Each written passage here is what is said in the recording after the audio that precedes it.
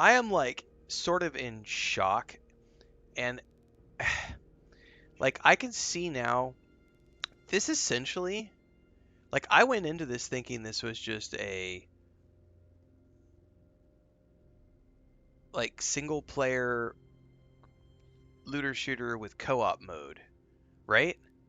Oh no, this is I'm understanding now, having not have I don't have a lot of franchise history with this series, but I'm looking at the scope of what they have put into the game with this and all their plans with the DLC, and I can take a look at Destiny 2 as an example, because Destiny 2's been out for what, 8, 9, something like that years, and they've added DLCs and they've added more zones and all this other stuff, and I'm looking at this going, oh, I see what they're doing.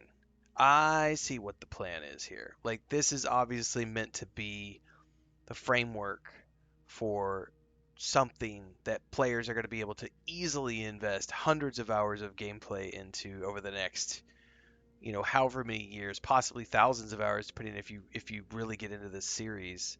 Because I'm like I said, I got 30 hours in and I quit doing all of the blue exclamation points.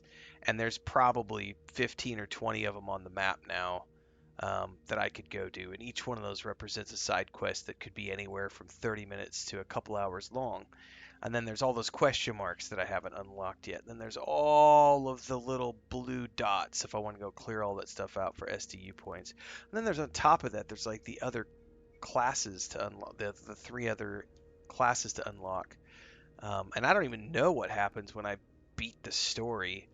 Um, but yeah, I'm starting to understand the scope of this, because this is easily something where you could just keep it installed and hop back in every, once a week or whatever, and just keep plugging away at it for the next year, working away and playing new content, jumping on with your friends on the weekends, doing the co-op stuff.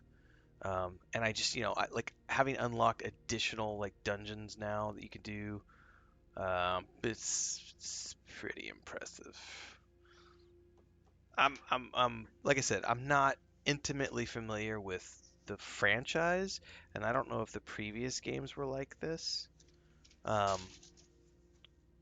but in terms of what Borderlands 4 has to offer, the scope is impressive.